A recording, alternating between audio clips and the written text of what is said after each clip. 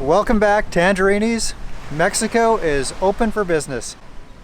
Well, sort of. We're gonna show you what it looks like here in Puerto Morelos, Quintana Roo. If you haven't been following Mexico's reopening plans and their coronavirus action plan, they're basing their system on this stoplight system where it's either red, orange, yellow, or green. Depending on the color for that week determines how much stuff is going to be open and how much stuff is going to be closed. We've been in the red for probably at least the last 2 months. And the whole country has. Yeah. And when you say we, who do you mean? I'm talking about where we're living has been in the red for a couple of months, which means pretty much all non-essential businesses have been closed. You couldn't go out to eat anywhere or anything like that. But just this week, we moved from red to orange. Things are starting to open up, and now we can go out to eat, but restaurants can only be open at 30% capacity, and a lot of the businesses that were considered non-essential can now reopen. Some still can't, and there's still some restrictions, like public transportation can only be at 50% capacity. You're only allowed up to, I think, 4 people in a personal car, only 1 person per motorcycle. I would love to see that people actually follow that, but I really don't think that's gonna happen.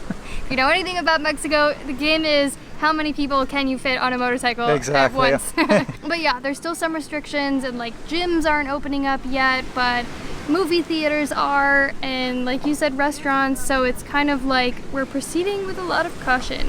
Basically, they're trying to open as much of the economy as possible while keeping as many people as possible healthy. So I was just on Quintana Roo's official coronavirus website, and they actually have a pretty good resource there. You can put in your sex, your age, and then any medical conditions you have, and it will tell you how high a risk you are for the virus. I also learned on the website that with their stoplight system, they update it every Thursday, and then that change goes into effect the following Monday.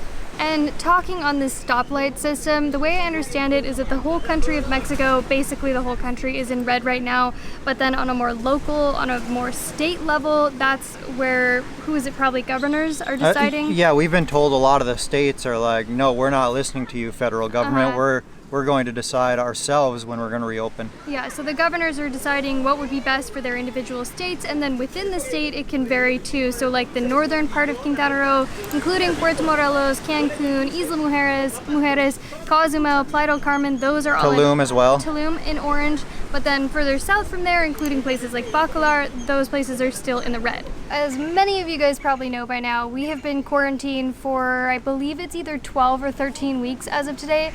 We haven't really gone out, we haven't really seen the state of things. We only go out when it's totally, absolutely 100% necessary, to our dismay, but that means for groceries, water, paying our bills, things like that. So today is the first time that we've really gone out to like explore, you might say. I was not expecting so many people to be out walking around on the streets. Right when it immediately went into orange, I wasn't expecting so many people to be in certain restaurants. I'm actually pretty surprised how few people are wearing masks, although I understand that because, I mean, we're not around anybody right now. Like, there are people out, but nobody is within any close distance to us. So to me, it doesn't seem totally necessary, but it does surprise me a little bit that we're still in orange. The cases are still going up and everything, but people are just ready to be out, it seems like. And I concur. I concur. See, look at this. I'm just going crazy.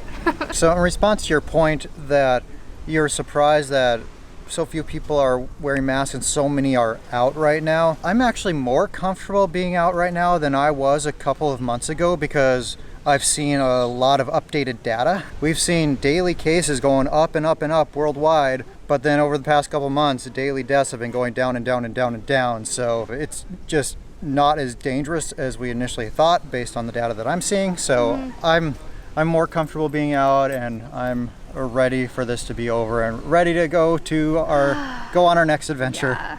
Am I ever ready for this to be over? I will be perfectly honest with you guys. I did not want to make this video.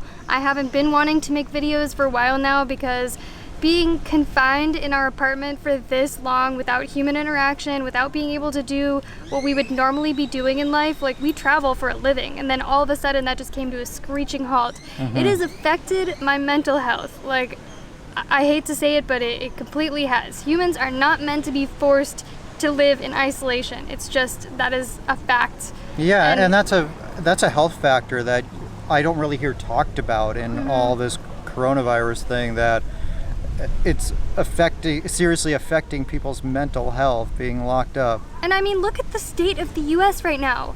It's like completely, it's like imploding. I mean, you can see sort of people cracking in that way, and I am no exception to that. So really had to like muster the energy to make this. We do want to update you guys on what's going on. We ourselves want to know what the heck is going on, and like, is it safe to go outside? What can we do? When can we do it? And that kind of thing. Yeah, we have yet to go out to eat since we got back to Mexico, really. Yeah. We've ordered in a few times, but yeah, still haven't gone to a sit-down restaurant. And then we like double cook it. Once we order it, and then we cook it again to make sure if there's any contamination. Like, it's crazy. But you know, someone was asking in a comment on our Facebook, when do we think we'll feel safe to travel, or when are we going to travel again? When are we going to start making plans?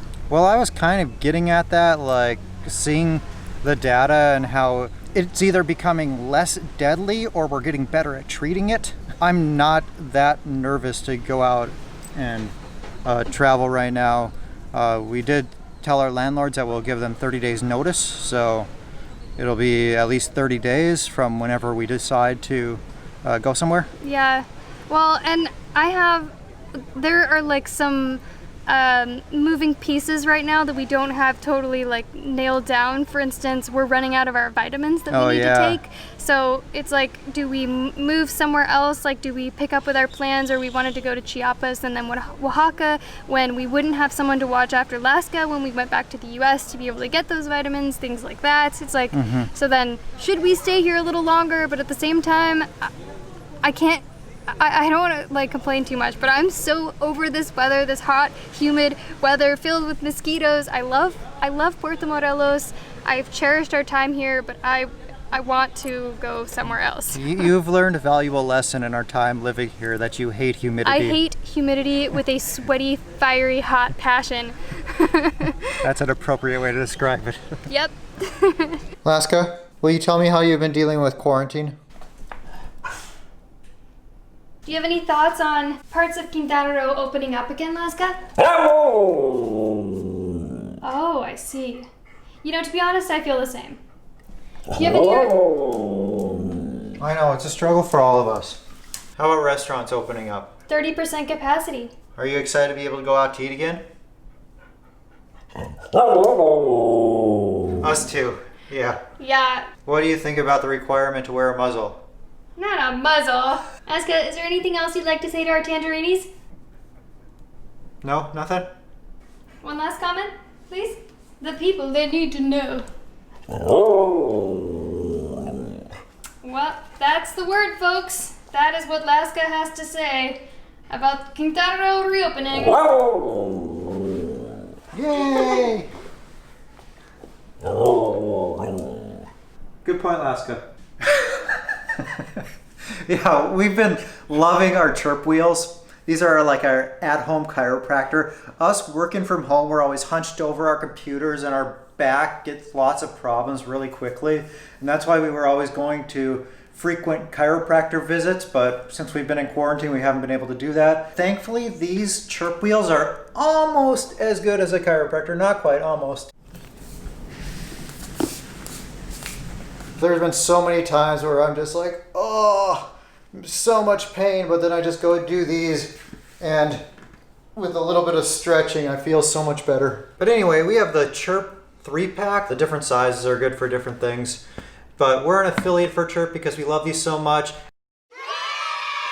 And we're gonna put a link in the description of this video, and if you purchase one through that link, we'll get a nice chunk of change from that, which we really appreciate because it helps us continue making videos just like this one. And you can buy these on Amazon, but don't, because it's cheaper on the website, and our link will take you right to their website. On our social media and on our channel, lots of people have been asking about the beaches and about the resorts. Heck, what's the everywhere. status of them? Not even just on ours, but like you look at the Facebook groups and stuff, people are just, are the beaches open? When are the beaches open? We really want to go back to the beaches. Could you please tell me where the beaches open? I get it, because these beaches are gorgeous, so beautiful. Sadly, in the orange, they are not open. Not technically open, but there's a whole lot of people walking on them for them not being open.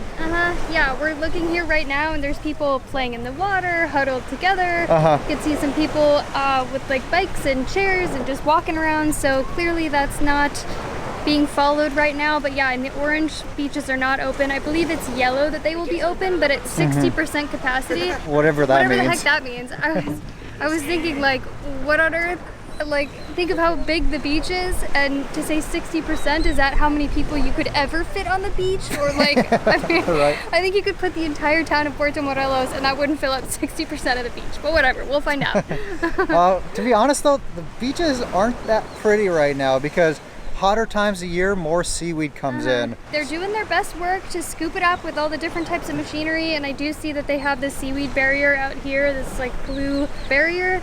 But there is seaweed. It's not as bad as I've ever seen it, and it doesn't smell around here, and that's a very telltale sign of it being really bad. So it's not like that right now. But sadly, we nor anyone else can legally enjoy it right now. But as for resorts, resorts around here are just starting to welcome their first guests.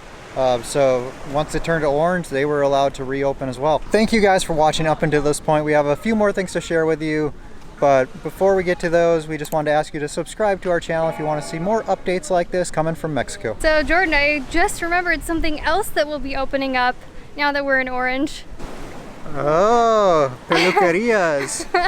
Barbershops are opening up. So I could do something about this if I want to. And I don't know, there's really not much I can do about this, so... We're filming this video on the beach side of town today, but something we've noticed is there's a whole lot more businesses open on the other side of town, the Colonia side, than there are on the beach side. Basically, the whole population of Puerto Morelos, the locals, live on that side. They don't live on the beach side. This is where the tourists come. These are where all the higher price restaurants are that the locals really can't afford. Yeah, so real estate's more expensive, restaurants are more expensive. But I was a little bit surprised at how few restaurants over here were open, and even like behind us there are these shops that sell souvenirs and trinkets and things like that.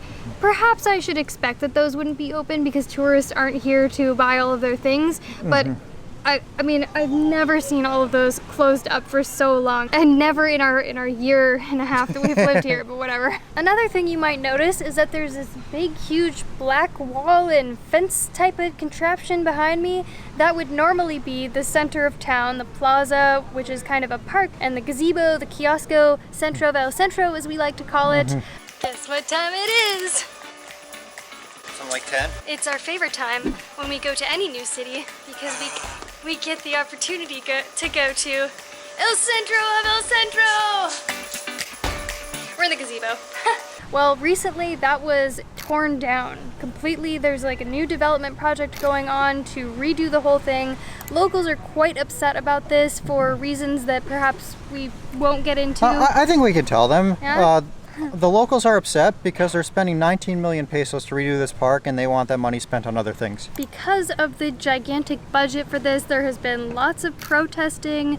People seem to be very unhappy that the money is being spent here, and they don't like that it's being torn down, and I believe it's been every single day since it got torn down they have been protesting. And even before this whole pandemic started, there were people sitting in the gazebo every day protesting. And I believe they started tearing it down on a night when it was raining in the middle of the night. It was in the middle of tropical depression Cristobal. That's the extent that we will comment on that. This is what it looks like right now. We know we're going to get a ton of comments if we don't address this, so why don't you go ahead? Yeah, this is a changing situation, so it could be different next week, it could be different next month.